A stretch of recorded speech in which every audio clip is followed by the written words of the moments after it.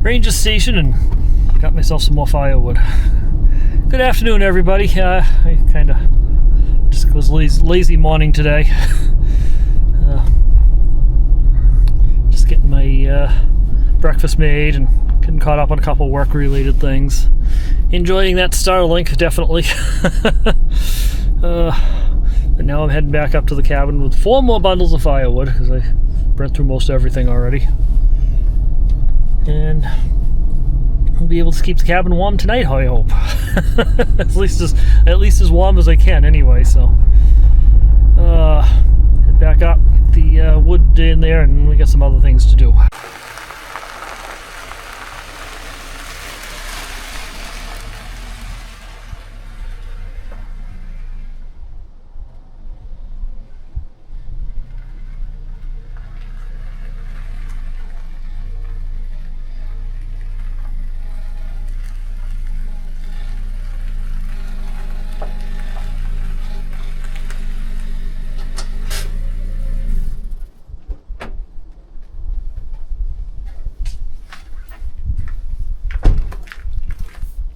So since I have cabin 2, which is a cabin I've never had before,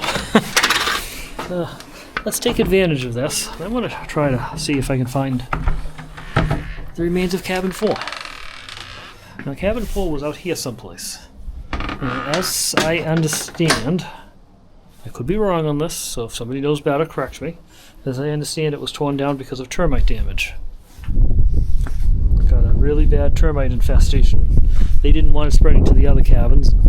It was beyond repair, and they ended up tearing it down. That's what I think I've been told. Well, that wind is cold. Hope you guys can hear me over this wind here. I'm still dialing in the new setup here. I don't have a proper wind protection for the microphone just yet, so hopefully you guys are able to hear me without a whole lot of wind noise. There was an old road that would have gone through here. And probably that, which means the cabin is probably right over there. That would be my guess. I think I might have found it. Looks like the site right here.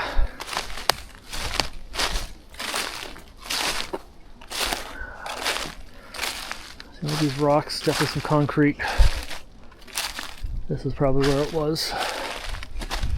It looks about right. The road would have been through here over to this spot, and that's how you'd get to cabin number 4.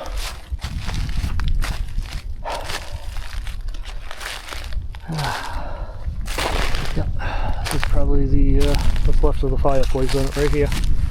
That's a shame. Had to tear it down.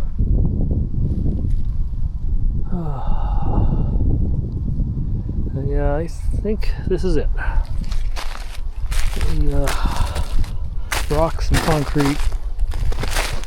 The stuff was just dumped here. So this is probably the, yeah, that looks like part of would have been part of the fireplace right there. So yeah, if you're ever up at these cabins here and wondering why there's no cabin number 4, that's why. That is your cabin number 4, unfortunately. Alright.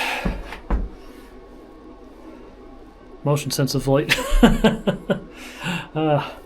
Let's get some dinner prepped. Yes, only a little afternoon time.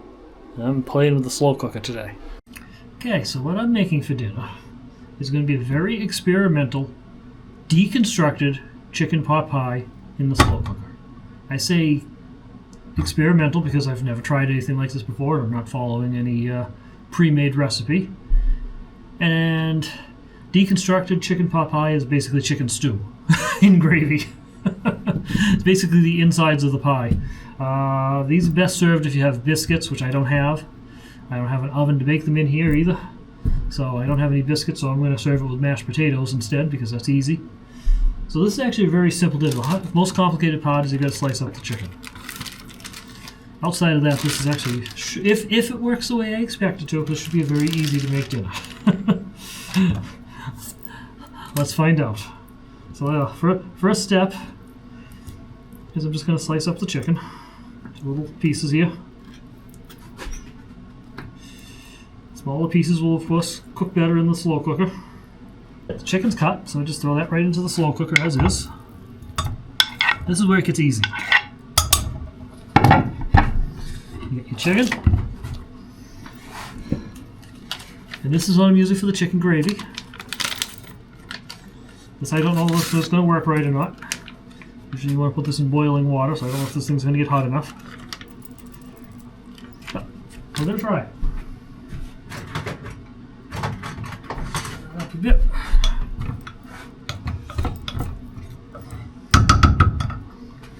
And I've got beans. Now these are all those Libby's pre-packaged cups. I'm just going to dump them in water and all because I got to add water to this recipe anyway. So you get beans, you get peas,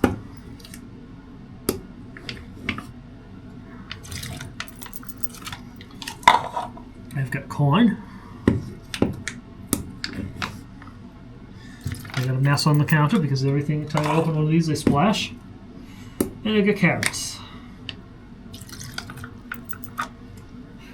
Okay, stir that all in. No, I don't even need to add water. There's enough water in those things to do the job. So if the gravy part works right and it thickens into the hot water, it will be golden.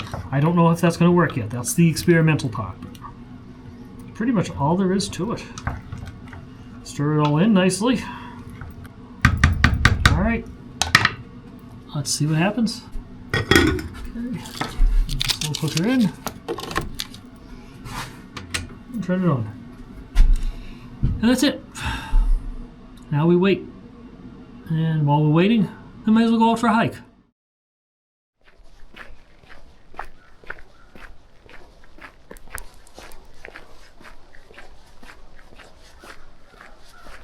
Okay, so this is the place I'm exploring today.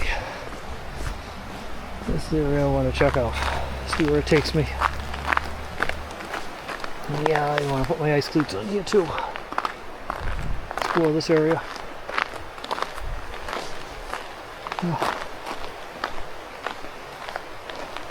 Just kind of curious where it goes and what it is. And there used to be an older road that went all the way back around to the fields from here, and I want to see if I can find that too.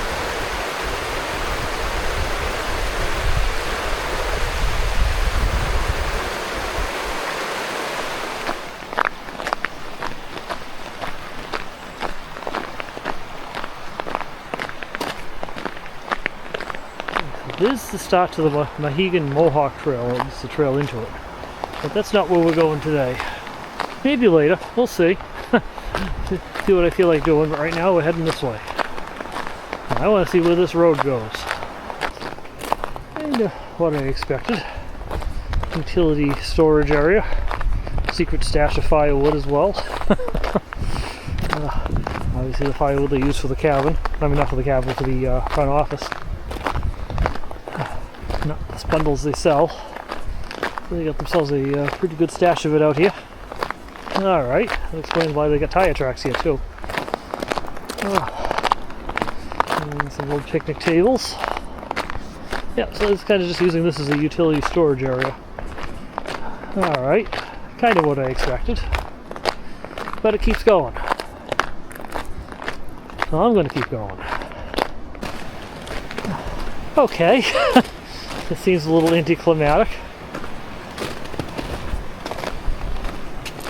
It doesn't seem to go anyplace.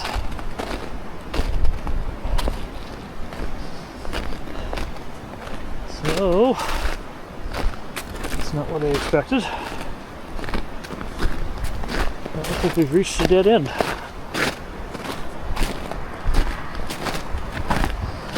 It is definitely impassable beyond here. Over here into the peak sea. Yeah. This doesn't look like an old road over here. If it was, it's all washed out. Well. Okay.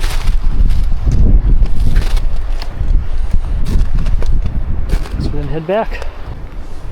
So that's the area I just came from. This is another little side road that shows up over here. At least what looks like an old side road. Well, let's see if this goes any place instead. Yeah, this could possibly still be an old road right here.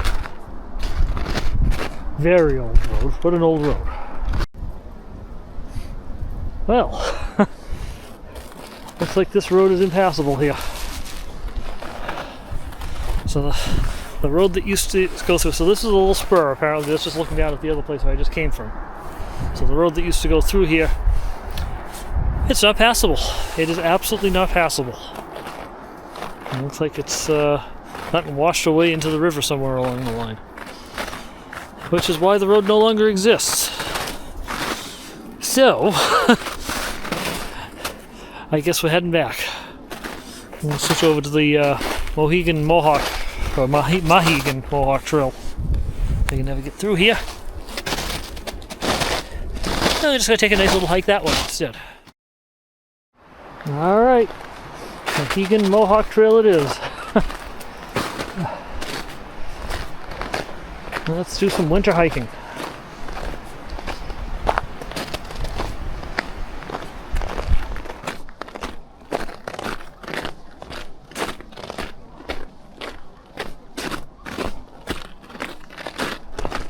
Here's the other end of the Mohegan Mohawk Trail.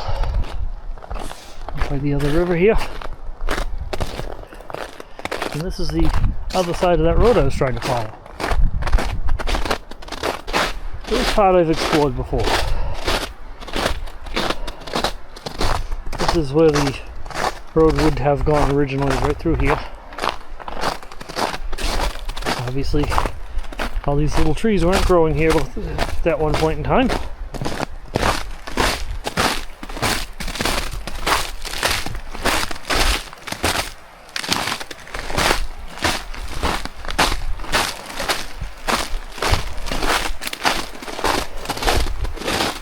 Bends around the corner and goes this way. Down to where I came from. But apparently part of the road has washed away and no longer exists. This is where the whole trail starts getting more and more difficult to follow.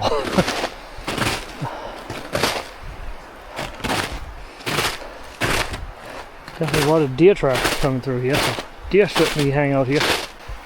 A lot more difficult to follow down here. It only gets worse. And now that we know that the roadway just kind of abruptly ends anyway, because it got washed away or something, and my camera's stuck in the fridge. I know the road just abruptly washes away up there. I'm not inclined to follow it any further. It's too bad. It would have been neat to follow this old road all the way around, but you saw on the other side it was just totally gone. At some point it just gets washed away. Yeah, this isn't worth following. Let's start heading back. We're gonna go up to where the field is. Take a look around there before we head back to the cabin. See what's happening up in that area.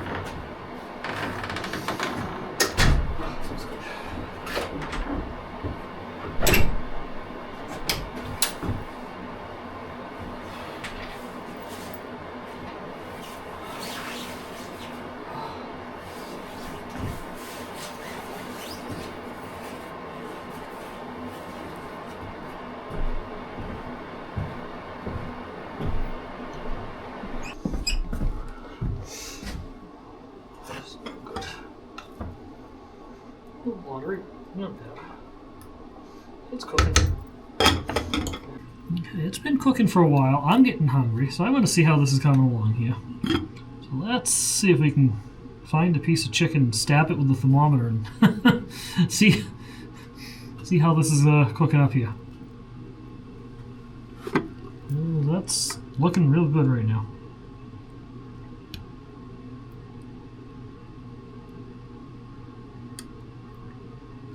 Seem to get one of these chickens. There we go.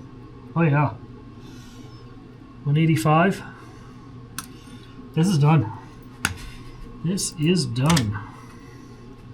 We have food. This is where this little kettle comes in.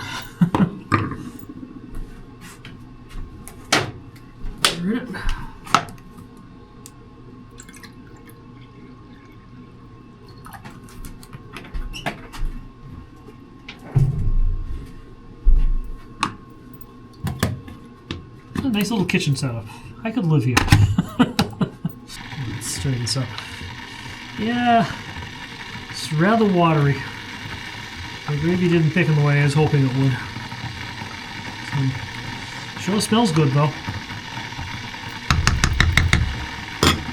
Okay. Mashed potatoes here.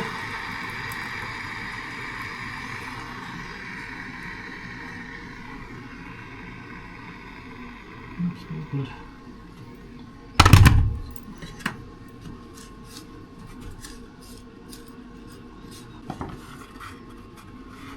I don't know how hot this thing is. I don't feel like burning myself today. Probably not that hot though. Yeah, very watery. Ooh.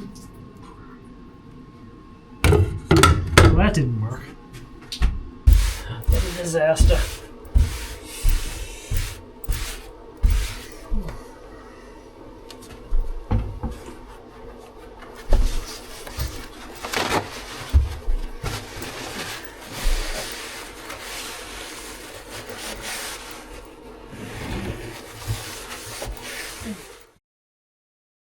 Well, certainly not the prettiest dinner I've ever made.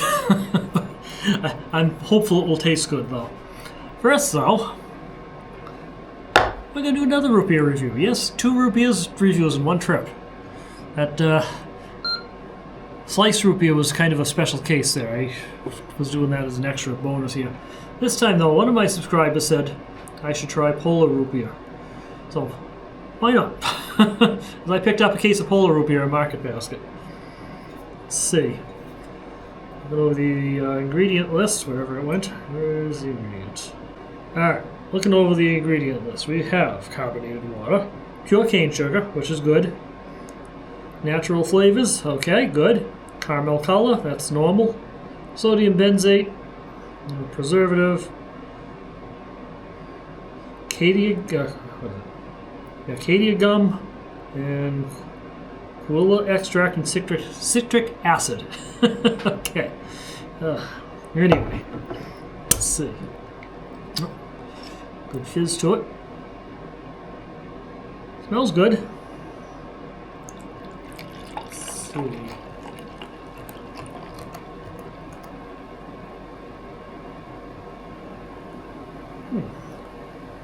Some of the best head-on I've seen in one of my root beer reviews. Not bad. Not bad. Nice color. Lots of fizz. Smells good.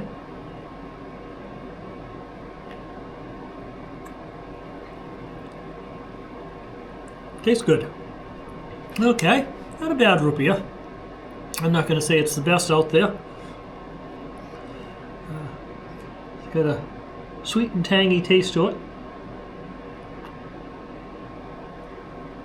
That's good, yeah. So root beer doesn't have any of those vanilla or licorice or other types of additives to it. But it tastes good. It's a good run-of-the-mill root beer. Would definitely drink this again. Alright. So that's Polar root beer. Pretty good.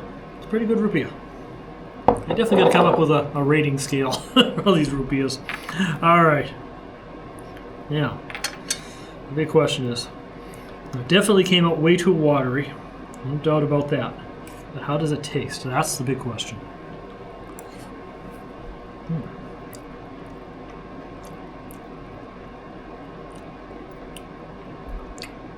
It's actually pretty good. A little watery, but pretty good. It's different, but it tastes really good. If I can figure out how to get the gravy to thicken up, this would actually maybe be a really good dinner. So, something else to work on. All right, I'll check back in with you guys shortly. Good morning, everybody. So, it's time to head home. It's a fun little adventure up here. But 2 nights is all I got, which this time was enough. I'm not going to say this was my favorite cabin. I could never get it quite warm enough in here the way I wanted. It's always chilly in here, even with the fire going constantly. Of course, I've let it burn down now because they need to get this thing cleaned out for the next guests coming in, so I just let the fires burn down at this point. As you can see, I got everything staged out and ready to be packed in the car. Still got the toilet set up and window covers up just because I may need to use it one more time before I leave. So it's time to get the stuff loaded into the car, and there's a problem. There's a problem. We had a little bit of snow overnight. Which is exactly why I brought the snow shovel. So, so we gotta get the snow shovel out and get that all cleared up. I already took the Starlink down. See, I shoveled a little path out there, took the Starlink down and that, so that's done. So now let's see if we can get the car cleared off and get it packed and get out of here before checkout time.